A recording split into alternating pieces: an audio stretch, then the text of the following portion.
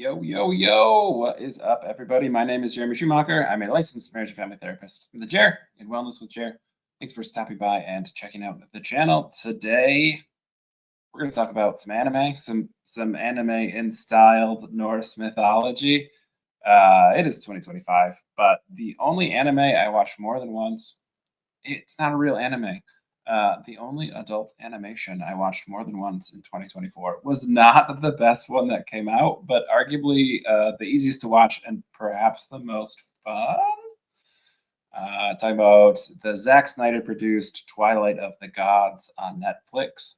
Also, just for like anime folks out there, like I don't have all the anime available. I have Netflix and Prime. I just got Max, but I didn't have it last year. So like, some stuff I don't have access to.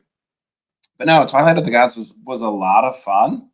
Honestly, it's very Zack Snyder, and that's mostly what I'm going to talk about today.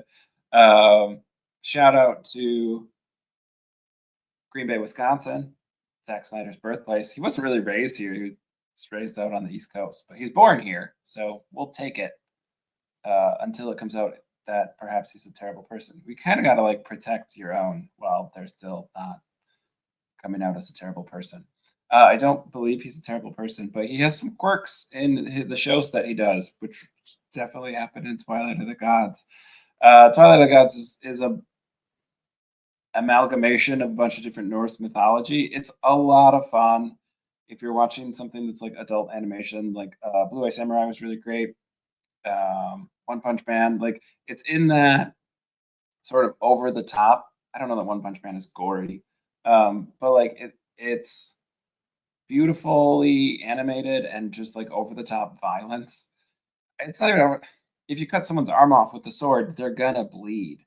So like it is over the top for what we're used to seeing in other animated shows, but like probably somewhat more accurate. I mean, it starts in the middle of the battle and Sigrid comes out and like cuts someone in half. So like that's what I want in an animated show for adults that I'm gonna watch. Like I'm not watching for accurate portrayal to Norse mythology. They're made up stories, so the idea that we need to be beholden to some sort of accuracy. I'm here for, being aware of cultural appropriation and not taking too much liberty with something. But like these old myths were just stories and they got adapted, and the ones that got written down and are still around are the ones that we pretend have the most meaning. This is true for the Bible too. We're going to talk about some religious drama stuff because Zack Snyder is oddly Christian.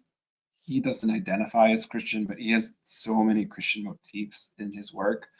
uh, and so yeah, I think I don't know, there's some stuff I don't like about it, but Twilight of the Gods is basically Sigrid. She's part Jotun, who's a giant, but she's very small. She's human sized, where the rest of her family is giant sized. And Leif, her human husband, lover, they're getting married. Spoilers ahead. All right, spoilers are starting now. They're going to get married, and Thor, Odin's son, shows up. In my favorite portrayal of Thor, as somebody who gets the comparisons often, I got the long hair. I have a Thor costume I've rocked for Halloween several years because it's easy for me because I have the long hair and the beard. Just throw on a red cape, a little Thor shirt from like the MCU style, and that's all it takes for me. So, but this Thor is not that. He's got like huge bags under his eyes. He's like lanky but muscular, and he's just a dick. He's just an angry dude. He's awful to his wife. He is just shitty. And like, because he can call down lightning and is fairly immortal, it doesn't matter. So Thor shows up and is like, hey, you bastards, you're giants. I don't like you to begin with, but I'd ignore you because we have a truce, except you're harboring Loki. Where is he? We know Loki's hiding. Loki in the show is also fantastic. I know I will offend everyone who's enjoyed the MCU and say like Tom Hiddleston is the Loki, but like this Loki's really good. I would say better than the MCU. I just don't love the MCU. I love comics, which is why I don't love the MCU. But Loki's as a trickster god is really great here, and the portrayal is lovely. Yeah, I don't know. It's just a mess, but like it's violent and whatever. So yeah, Thor's looking for Loki. They're like, we don't have him, and Thor's like, it's just gonna start fucking shit up, and he kills most of the giants. And Sigrid is distraught, obviously, watching her family be murdered. She tries to defend them, save them, cannot. Thor just overpowers everybody, and yeah, she doesn't finish getting married, and so Loki is beginning some trickery is afoot. This is all part of his machinations. Is that how you say that? I see that word written out often. I don't know if I've ever said it out loud before. And to mess with stuff, he's going to overthrow Odin and the rest of the gods, and he's using Thor's anger to get there. He pulls Sigrid down to Hell, Hell being one of his children, Loki's children, in this. And again, like some of the reviews I read were like, it just isn't at all accurate to the mythos. And like, yeah, that's probably true, and it's super super fun. And the story's all about Sigrid, like how Sigrid becomes a myth, why she's such a battle warrior. So she's Sigrid Blood Bride because she's married to blood instead of Leif, as she commits her life to revenge instead of love. And it's just like then from then on, it's a classic tale of vengeance. There's some diversions. We got to get some golden apples to get an army. We kill a dragon. Like the show is very fun, uh, inaccuracies and whatever else aside, like it's a lot of fun. Secret's badass. Um, it's I think what Zack Snyder was trying to do with Sucker Punch, and Sucker Punch rightfully got some criticism for like being too fucking weird and with like young girls in short skirts as our protagonists, like of age, but like it definitely in trying to have like a strong female protagonist, it's just way too like sexualized for a story that's about sexual abuse and rape within mental institutions. I really wanted to like Sucker Punch and was like, ugh, no, I can't feel good after watching this movie, even though it's like stylistically cool and has a good message. Sigrid like cleans up a lot of that in that she's strong and beautiful, but like she's in charge pretty much the whole time, other than when fighting Thor. So because Thor is so overpowered. So I think this is what he had in mind for like trying to have strong female protagonists earlier in his career, and it just didn't land. Sucker Punch is a bit of a deep cut. I don't know that everyone's seen it because it was sort of panned by critics and audiences alike, even though one of the best trailers. I mean, Zack Snyder does a good trailer. Um, had Led Zeppelin's When the Levee Breaks and just all the coolest over the top action stuff that Zack Snyder basically was like, hey, we'll give you an unlimited budget because 300 was really cool. And he made a so so movie after that. Watchmen, I will defend. It's great. Oh, Watchmen review is coming for those of you who are like, haven't you been talking about doing Watchmen for like 2 years? Yes. The movie and the comic and the show all deserve multiple hour long, probably diatribes from me. Um, but yeah, so we'll talk Watchmen. But Zack Snyder sort of broke in on 300, which is a Frank Miller novel, graphic novel that he based 300 on, and like the slow mo action, the over the top, just like unbelievably CGI edited, photoshopped humans in it who are ripped and like action heroes come to life, but in mythology setting. You know, Gerard Butler yelling, "This is Sparta!" Like that's Zack Snyder, and so that's all here. Like the over the top but beautiful battle sequences, the really OP, overpowered, strong characters. Um, it's fun and easy to watch. It's violent. There's a ton of nudity. This is also a Zack Snyder thing. Like he is enamored with large, flaccid penises. So you're gonna get some of that in this show. There's female nudity too, but like the way the way that Zack Snyder did Doctor Manhattan in Watchmen, it's just sort of always become now a bit of a joke that Zack Snyder likes large flaccid penises, and so yeah, you get some of that. There's like some polycule stuff. I mean, it's an interesting show and what it tries to do. I don't have a ton of like this is great messaging in this show, other than on the religious stuff, which is like his messaging is all screwy because again, spoilers.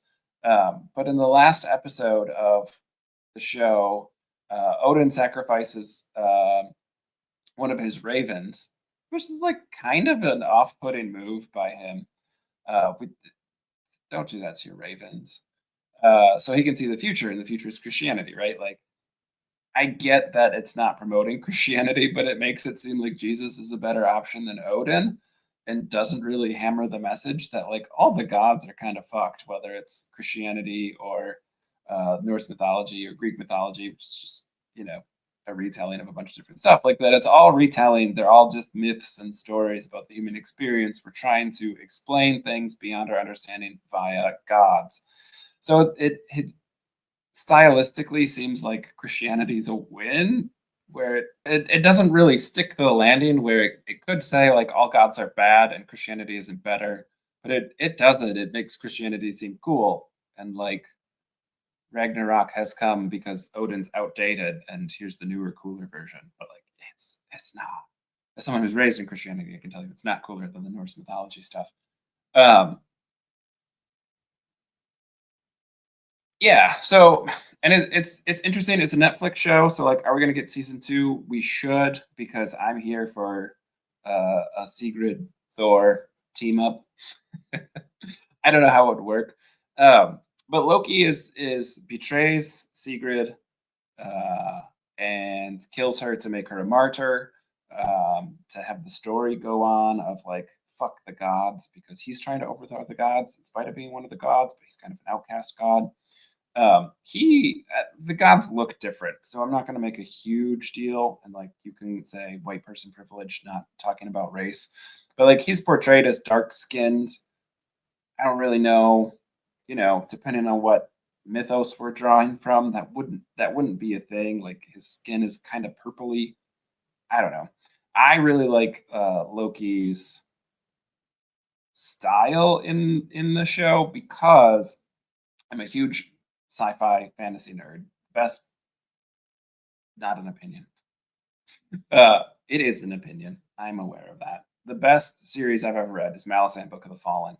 And so the Tisti Andy in that are dark skinned. They're aliens. They're from another realm. They're not per se aliens from outer space, but they're from another realm. And like Loki's design in Twilight of the Gods, like Malazan should absolutely be an animated show. Someone figure that out and please, please, please do it. It would be great. And so he sort of gives me Loki gives me like this sort of like alien, but from another a different realm vibe, more than like a different race. Thor's brother is like shining like the sun. I mean, the gods look Thor looks like a Norse god, but like it's sort of all over the place in the animation style. They're old gods who are based in nature, who are, tree people. They're Ents, for lack of a better term. And again, like I'm slaughtering the mythology, but because I didn't really prep the mythology, I read a lot of that stuff growing up. I knew a lot of that stuff. I'm into it, but like the show is not trying to say, let's do a modern retelling. The show is being like, this shit's cool. Let's make it cool and have a lot of fun with it. So yeah, I think that's good. Loki being like that in group out group of the gods again. Like that's sort of my criticism of a lot of religions beyond toxic theology, but like it's all based on in group out group dynamics. So the show being about one god trying to betray another god, these factions of the gods, like this is where religion comes in as taking concepts and trying to apply humanity to them, but like beyond our recognition or beyond our like capability. So give the gods superpowers, but then make the gods very human still. Like Thor is a piece of shit. Odin does not seem to be much better. There may be gods that are more likable, but there's treaties. There's people given in marriage to align treaties. There are treaties that are broken. So like there's politics. I don't know. It's as I said, like it wasn't the best show by a long shot, not even the best animated show by a long shot I watched this year. And yet I ended up watching it twice because I wasn't going to. I was gonna just prep it for the video and I ended up watching the whole thing again because it's just a lot of fun. Um, so Anvari is a character who's also interesting in that he makes weapons that can kill gods, but he has his own issues with Loki. So Loki is sort of like the trickster god. He weaves in and out. You can see he's moving the chess pieces around the board, but we get some history where he's messed with some of these characters in the past as well. He has one really poignant scene where he attempts to take the blame for everything that's happened in Leif's life. And like I thought that was a really powerful scene. Some of the criticism of the show is like it's so much action that there's no emotional depth. But Loki's the emotional depth. You're distracted if it's like Leif and Sigrid falling in love and then having a threesome and falling in love with this other person. But like, no, no, no, no, no. Like the emotional depth is Loki. That's the story. He's not the main character, but he's the one who's the emotional depth. He's very deeply tied to his children who are taken from him because he's a bad guy. So his kids are having to suffer for him. He has all this guilt that's racked by it. And yet, like to meet his ends to get where he needs to be, he will continue to take the blame and be the bad guy and fall on someone else's sword, even if that's not accurate. And so he has this really like poignant scene that I felt like was really great and is a character in other things. So like Malazan has sort of this character, this class of characters who will take on everybody else's stuff. I want to say I forget the term. I haven't read Malazan in a while. But it like that. Let me sacrifice myself for you is this heroic thing is a trope in a lot of fantasy and religions. So that you say docile is why it's an organized religion. Like, please sacrifice your own happiness, your own wants and needs, so that you can fall in line. That's what organized religion is all about. So to have a god that's about sacrifices, like, oops, not human sacrifices anymore. That's frowned upon, but like self-sacrifices. But don't kill yourself. Jesus didn't kill himself. He just let his other self kill him because, the Trinity. It's a mess, especially when you were raised in it and then you step outside of it. Like, that's silly. But anyway, this is often a heroic gesture, right? Like, let me sacrifice myself for you.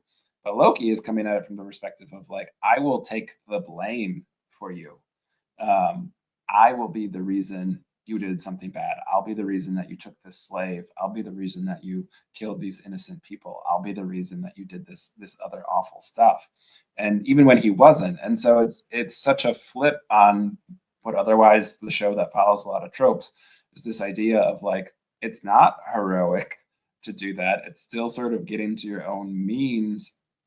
It's a means to the end still, and it's from a character who already has a bad reputation to do that doesn't save him. Like it's just sad.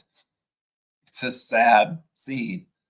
And so and it hinders the growth. So Leif sort of realizes Loki's lying to him again, and like rejects and has to own that like I've done bad things. Like I'm gonna release my slave. I'm gonna do these things. I'm gonna like make amends, and he grows because of it rather than just blaming Loki. And so that is a concept of religious trauma that we talk about, the spiritual bypassing, where the devil made me do it, my sinful flesh. You see this with pastors who are rapists or pedophiles or both. Um, all the time. I mean, on a weekly basis. And they come out and say, I've sinned. I've got a cadre of other pastors who are counseling me. Spoiler alert, pastors don't do counseling. They're not trained in it.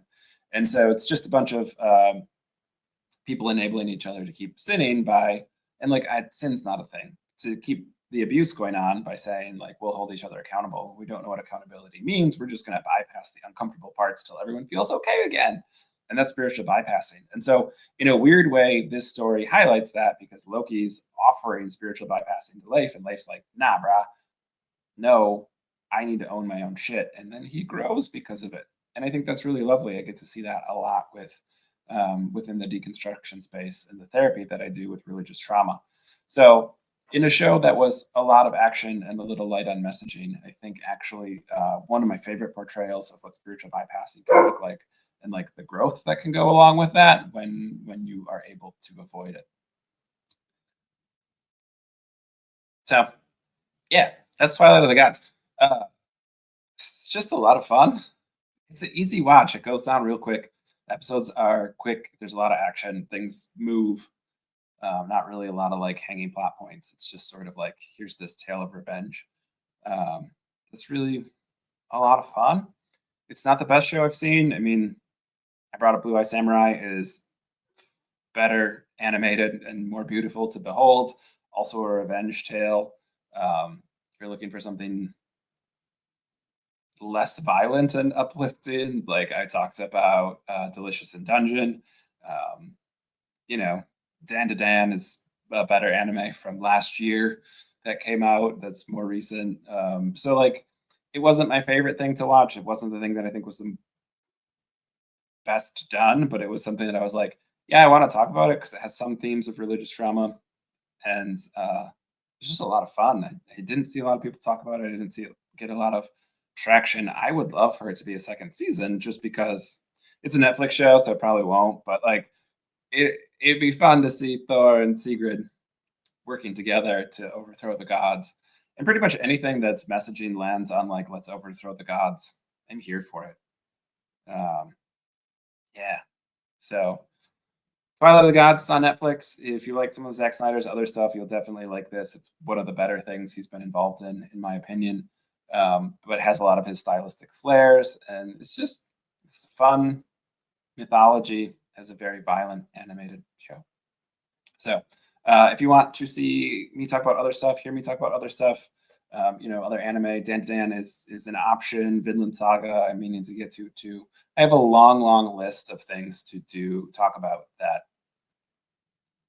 keeps getting longer because stuff keeps coming out that I want to talk about. But drop down in the comments, like, subscribe, do all those YouTube things. I'm a therapist by trade, so that's still what I spend most of my time doing. But if there's something you would like to hear me talk about, let me know down in those comments. Otherwise, y'all, thanks for stopping by. Take care of yourself. Take care of somebody else. Peace.